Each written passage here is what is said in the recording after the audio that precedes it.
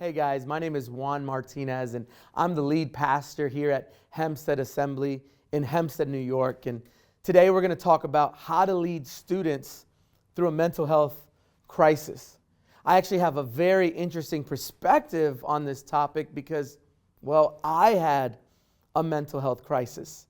It was July of 2018, and after a night of not really sleeping a ton, I woke up in the morning and I had a lot of things to do that day, but I went to the bathroom to brush my teeth and get ready. And in a moment, I had this overwhelming feeling. I couldn't explain it. It was this rushing, this pressure, this overwhelming feeling that I felt from the top of my head to the bottom of my feet. And it got me nervous and panicky almost. And I was like, what is happening? My body started to feel really, really hot, where I started to shake and my heart was beating really fast. And I yelled out into the bedroom for my wife, Caitlin. I said, Caitlin, help me. And I, with my clothes on, I jumped into the cold shower just so I could calm down because it was really hot. And I just need to calm down. I just need to calm down. And then I got out of the shower and was like, okay, I'm calm. And I changed my clothes and I just told my wife I needed to lay down. Well, I went to lay down on the bed and I just laid my head down. I was like, I just need to rest. I just need to calm down. And I laid my head down and tried to fall asleep, but my heart was beating really fast. And after a few moments, boom, it happened all over again. From the bottom of my feet to the top of my head, there was this rushing feeling, overwhelming sensation. I jumped in the bathroom. I'm looking in the mirror. My heart is beating so fast. Guys, I thought I was having a heart attack. I mean, I was maybe 35 years old, having a heart attack? Like, what was happening?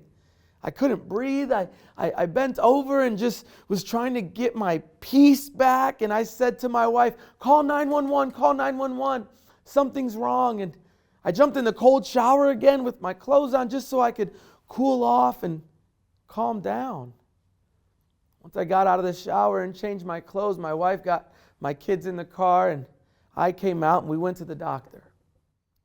Went to the doctor and went to the receptionist and told them, hey, I don't know what's wrong with me. I can't breathe. I feel overwhelmed.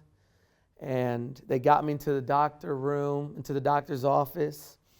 And the doctor had checked my heart, my vitals, asked me what happened. And long story short, the doctor said something that I knew nothing about. I had never heard about what he had mentioned. And he said, sir, it looks like what you had today was 2 anxiety attacks, also known as panic attacks. And I was like, well, let's do what we have to do to fix it. What do I need? Give me some medicine. Tell me what to do. And they gave me a prescription. I did end up taking that prescription. I felt like I was supposed to. I took it once and I got home, took the prescription, got home, fell asleep, knocked out for like 4 hours, woke up. And what we had planned that day, I went back to my regularly scheduled program. Folks, I was living a crazy busy life. I was comparing myself to people that I saw on social media. I am the first Christian in my family. So I put a lot of pressure on myself to be this awesome Christian, to be this awesome pastor. And I put a lot of pressure on myself, and I had a lot of unhealthy habits. And what that did to me is it caused a mental health crisis called anxiety. And all I knew is I want my mind back. I wanted my mind back. Romans 12 verse 2 says, do not conform to the pattern of this world, but be transformed by the renewing of your mind.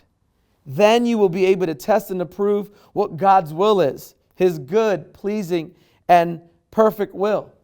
The reality is, everyone that's watching today, if I were to ask you, how many of you know someone who's currently dealing with a mental health crisis, who's currently dealing with anxiety or depression? Maybe you or someone you know. How many of you know somebody? I guarantee you, if not all, most of us would raise our hands to say either I am dealing with, a student I know is dealing with this mental health crisis, whatever it is, depression, anxiety, and more. Psalm 139, 17 to 24 says, How precious to me are your thoughts, God. How vast is the sum of them. Were I to count them, they would outnumber the grains of sand. When I awake, I am still with you. If only you, God, would slay the wicked. Away from me, you who are bloodthirsty. They speak of you with evil intent. Your adversaries misuse your name. Do I not hate those who hate you, Lord, and abhor those who are in rebellion against you? I have nothing but hatred for them. I count them my enemies. Search me, God, and know my heart. Test me and know my anxious thoughts. See if there is any offensive way in me, and lead me in the way everlasting. The reality is, as we deal with students and really leaders and people in our lives who are struggling in a mental health crisis, we need to pinpoint, why am I anxious? Why am I depressed? Is it trauma? Is it comparing myself? What is it? And I just want to give you a few practical steps that can help you lead students who are dealing with a mental health crisis. So as we navigate the why, as we pinpoint the reasons for depression, the reasons for anxiety, let's look at all these questions that will help us navigate how to walk through, how to steward a season with either myself or yourself dealing with something in your mind, or students dealing with this mental health crisis. So number one, I need to check my intake. Check my intake. Let me let you in on this. Harvard University did a study that said social media is the number one cause of anxiety and depression in America. Isn't that crazy? Social media, something that everyone's on, is the number one cause of anxiety and depression in America. And the reason is as we're on social media, what we're doing, even subliminally, even not intentionally, but what we're doing is we are comparing our lives to somebody else's highlight reel. And you know what? It's not even their highlight reel. It's their perceived highlight reel. We're comparing our lives to what somebody else wants us to see about their life. And so check your intake. Check who you allow in your life. Check how much social media that you're spending on. And it's important to limit that. Limit your social media. Take a break. Have your students take a break for 2 weeks. You yourself, your leaders, take a break for a time being. We have to check what we are allowing in. So number one, check my intake. Number two, check my imbalance. Check my imbalance. You and I have to give weight to the right things. What are areas that you are giving too much weight to, too much time to? Maybe it's too much weight to your job. Maybe it's too much weight to certain relationships. Maybe it's too much weight and pressure to the sport that your students play.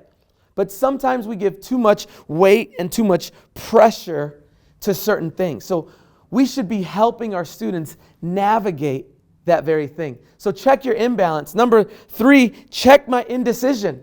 Some of us have an issue with just making a decision. Sometimes when I take my wife out on a date, I say, where do you want to eat? And she says, where do you want to eat?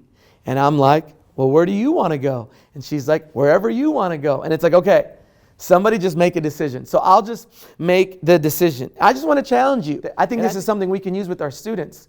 Let's challenge our students this week. Make 3 decisions this week. Whether it's, I'm going to wake up at this time, make that decision. Whether it's, I'm going to eat this meal on this day, man, make that decision. Whether big or small, make 3 decisions this week and just decide and just make it happen. So check my indecision. Number 4, check my integrity. check my integrity. See, the reality is ministry, what we do for God, is not about who we're with. It's not about what we do. It's about who we are. And I believe a lot of us and a lot of students focus on who they're known to be publicly, when we should help students navigate who they are privately. Who are you behind closed doors? Who are you when no one's around? Because I just believe that a healthy private life leads to a fruitful public life. And so we need to lead in this, and we need to help students navigate their integrity. Check who they are. Check their character, who they are behind closed doors. So check my integrity. Number 5, check my imagination. Check my imagination. Sometimes when I have a headache, the reality is it's just a headache, and I should probably drink more water or maybe take some Tylenol to help my headache. But sometimes my imagination goes to, I have a headache. What's wrong with me? Do I have brain cancer? Do I have a sickness? Am I going to die? What's wrong? What did I do? Is it something that I ate? Do I have an allergy? And it's like, whoa, I haven't even gone to the doctor and I'm already deciding in my head what's wrong. Check my imagination. Listen, if you're good at worrying, you're going to be great at worship. So whenever your imagination takes you to a different place, then just allow yourself to worship God and take a moment to just tell God that you love Him and ask God to help you in this moment. Number 6, anxious. A-N-X-I-O. What does it end with? U-S. Anxious. Us. You and I cannot isolate ourselves. We need somebody. We need each other. We need to find community. So we should be developing small groups in our youth ministries. We should be developing moments where our students are with others, because we need community and they need community. And that is going to be huge on helping them navigate how to deal with the mental health crisis. All right, now I'm going to go to a lightning round. Practical, super practical. That's just kind of spitfire. There are some things that will be good for us to do, and it'll be different for everyone. But here are just a few things, some resources that are good for us. Here are some practical steps for those of us and for those of our students dealing with the mental health crisis. Number 1, take a break from social media. Develop a consistent sleep routine. Take a lunch break. A lot of people skip through lunch and don't eat. Do something creative. Read books that help us with our mental health. Physical ideas for us is eat healthy. That literally will help us with our anxiety at times and our depression. Avoid fried foods and dairy products. It's a thing that fried foods and dairy products sometimes, maybe not for everyone, but sometimes triggers anxiety or depression. Take walks. Allow yourself downtime, and take medication as it's prescribed. Students should be processing that with their parents. Spiritually, encourage yourself with God's Word, the truth of who He is and who you are. Psalm 91. Read Psalm 91. It's a great passage for you. Pray for yourself. Some emotional things. Stay connected with others. Join a small group like we talked earlier. Don't isolate yourself. Ask for help. And let's teach our students to ask for prayer. I know this is a lot, but I think this will help us navigate the conversation on how to help students navigate a mental health crisis. Let's do that now.